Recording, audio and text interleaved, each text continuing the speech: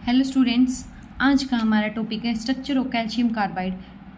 Calcium carbide का formula होता है CaC2 या फिर ऐसे भी आ सकता है कि draw the structure of CaC2। ठीक है, तो देखो सबसे पहले हम अनायन और कटायन देख लेते हैं। इनमें अनायन है, कटायन होगा हमारा Ca2+ और एनायन होगा हमारा C2 नेगेटिव। ठीक है, C2 नेगेटिव। तो सबसे पहले ये देख लेते हैं कि कटायन और एनायन प्रेजेंट कहाँ कहाँ पे है। तो देखते हैं, जो कटायन है ना वो प्रेजेंट है ऑल एक्टाहेड्रल वॉइड्स में। ठीक है, और जो C2 नेगेटिव प्रेजेंट है ना वो है FCC अरेंजमेंट में। यानी ऑक्टाहेड्रल वॉइड्स कहाँ बनती हैं और FCC अरेंजमेंट कहाँ बनती है ये आपको पता होना चाहिए।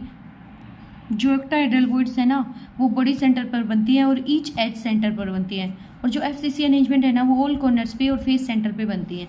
ठीक है, अब इनके नंबर ऑफ एटम्स निकाल लेते हैं।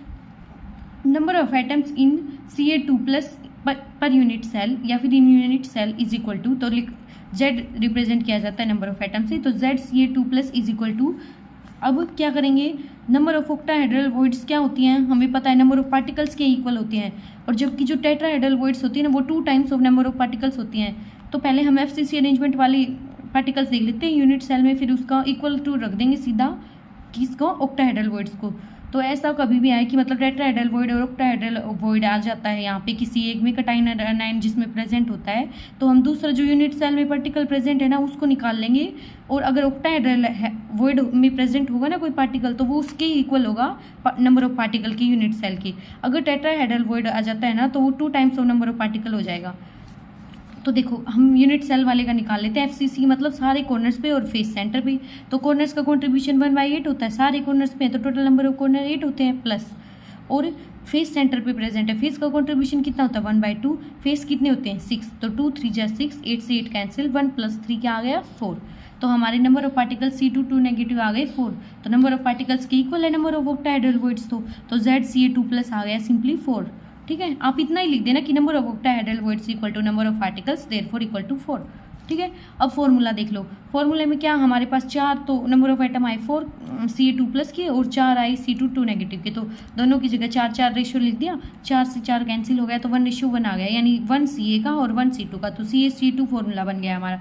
अब देखते हैं नंबर ऑफ फॉर्मूला यूनिट पर यूनिट सेल। अब क्या है, एक कैल्शियम और एक C2 से क्या बनेगा, एक मॉलिक्यूल बनेगा CaC2 का। तो हमारे पास कितने हैं 4 है, तो फॉर्मूला यूनिट 4 बन सकते हैं हमारे पास CaC2, तो फॉर्मूला यूनिट पर यूनिट सेल आ गया 4।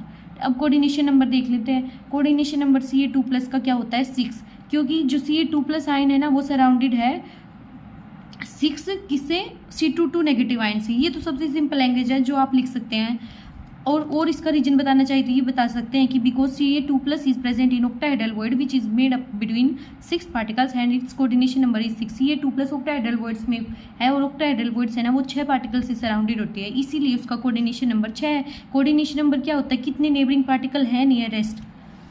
अब कोऑर्डिनेशन नंबर C2 नेगेटिव का देख लेते हैं। C2 नेगेटिव का भी कोऑर्डिनेशन नंबर 6 होगा। यहाँ पे भी हम ऐसे ही लिख सकते हैं कि each C2 negative ion is surrounded by 6 Ca2+ ion. ठीक है, अब इसका स्ट्रक्चर देख लेते हैं। तो स्ट्रक्चर में क्या बताया, Ca2+ कहाँ पे प्रेजेंट था, ऑक्टाहेड्रल वॉइड्स पे, और C2 नेगेटिव कहाँ है FCC पे। तो सबसे पहले FCC का तो हमें सिंपली पता होता है कॉर्नर्स पे सारों पे और फेस के सेंटर पे, तो कॉर्नर कितने होते हैं 8 और फेस के सेंटर कितने होते हैं 6। तो सबसे पहले देखो कॉर्नर में लगा देते हैं हम सबसे पहले लगाएंगे C2 नेगेटिव जो FCC में है। तो जो ये सॉलिड स्फीयर है ना ये रिप्रेजेंट कर रहा है C2 नेगेटिव, ये डार्क वाला स्पॉट। ठीक है, तो 1 2 3 4 5 6 7 8 हमारे कॉर्नर्स होते हैं, लगा दिया। फिर उसके बाद फेस पे लगाते हैं। देखो फेस कितने होते हैं क्योंकि 6, तो एक ये वाला फेस 1, एक ये वाला फेस 2, एक ये वाला फेस 3, एक ये वाला फेस 4, और एक आगे का फेस और एक पीछे का फेस, तो यहाँ पे 2 लग जाएंगे। ठीक है, तो ये बीचों बीच लगाने सेंटर पे क्योंकि फेस सेंटर पे प्रेजेंट है, इतना हो गया। अब ऑक्टाहेड्रल वॉइड्स में मैंने क्या बताया था, कहाँ कहाँ पे प्रेजेंट होंगे पार्टिकल्स, एक तो हर एक एज की सेंटर पे प्रेजेंट होगा और एक होगा बॉडी सेंटर पे, एज की सेंटर पे प्लस बॉडी सेंटर पे, किसमें ऑक्टाहेड्रल वॉइड्स में प्रेजेंट होते हैं पार्टिकल्स। ठीक है, तो ये 12 एजेस होती हैं हमारी, तो एजेस की सेंटर पे लगा देंगे। देखो सारे एजेस के सेंटर पे लगा देना है, यहाँ पे भी। ठीक है, और एक बॉडी के सेंटर पे यहाँ पे बीचों बीच लगा देना है। तो कितने टोटल कितने बन जाएंगे, 12 तो एजेस के आ जाएंगे और बॉडी सेंटर का 1 आ जाएगा, तो 13 बन जाएंगे। ठीक है, तो 1 2 3 4 5 6 7 8 9 10 11 12 और एक 13। ठीक है, आपको ये स्ट्रक्चर समझ में आ गया? अगर आपको कोई डाउट हो तो आप कमेंट में लिख सकते हैं। इस टॉपिक में इतना ही है, अब आप स्क्रीनशॉट ले सकते हैं।